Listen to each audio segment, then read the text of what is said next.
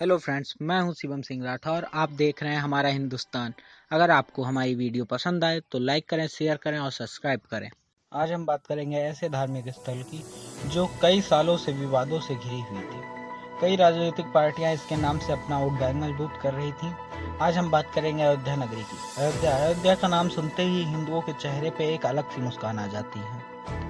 अयोध्या भारत के उत्तर प्रदेश राज्य में स्थित एक शहर है। सरयू नदी के तट पर बसा अयोध्या एक प्राचीन धार्मिक नगर है। मानता है कि इसे मनु ने बसाया था और इसे अयोध्या का नाम दिया था, जिसका अर्थ होता है अयुद्ध, अर्थात जहाँ कभी युद्ध ना हुआ हो।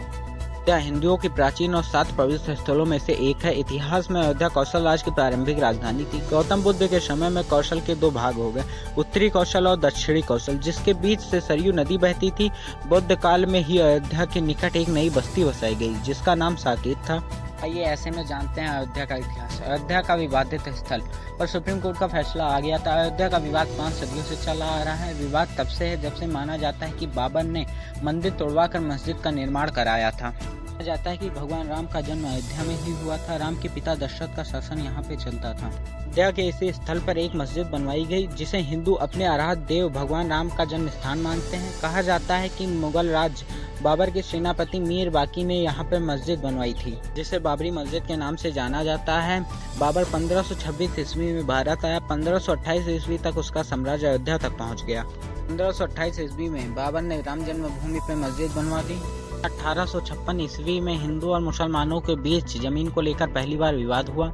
1859 में अंग्रेजों ने विवाद को ध्यान में रखते हुए पूजा व नमाज के लिए मुसलमानों को अंदर का हिस्सा और हिंदुओं को बाहर का हिस्सा उपयोग में लेने को कहा।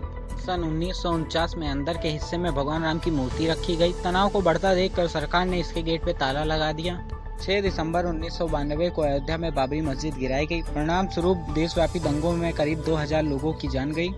उसके 10 दिन बाद 16 दिसंबर 1992 को लिब्रान आयोग गठित किया गया। आंध्र प्रदेश के उच्च न्यायालय के मुख्य न्यायाधीश MS लिब्रान को आयोग का अध्यक्ष बनाया गया।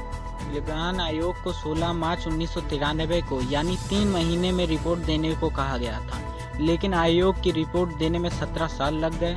30 जून 2009 को लिब्रान आयोग ने 4 भागों में 700 पन्ने की रिपोर्ट प्रधानमंत्री डॉक्टर मनमोहन सिंह और गृह मंत्री P चिदम्बरम को सौंपी।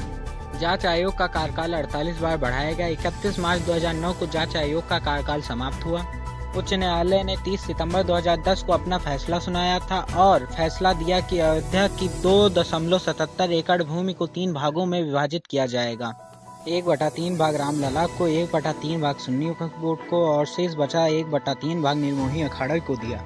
9 नवंबर 2019 को 5 जजों के मुख्य न्यायाधीश रंजन गोगोई की अध्यक्षता में सर्वोच्च न्यायालय ने पिछले फैसले को हटा दिया और 6 अगस्त से 16 अक्टूबर तक इस मामले पर 40 दिन की लगातार सुनवाई हुई और सुप्रीम कोर्ट ने 9 नवंबर 2019 को ऐतिहासिक फैसले से विवादित जमीन पर मालिकाना हक रामलला को दे दिया। इसके अलावा मस्जिद के लिए वक्फ बोर्ड को 5 एकड़ की जमीन देने का फैसला किया गया।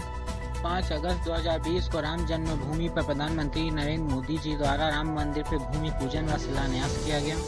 राम मंदिर 3 मंजिले का बनाया जाएगा। मंदिर की लंबाई 280 फीट से 300 फीट तक होगी। मंदिर की चौड़ाई 280 फीट तक होगी। मंदिर में 5 गुंबद और 106 स्तंभ बनाए जाएंगे। अगर आपको हमारी वीडियो पसंद आई है तो लाइक करें, शेयर करें और सब्सक्राइब करें।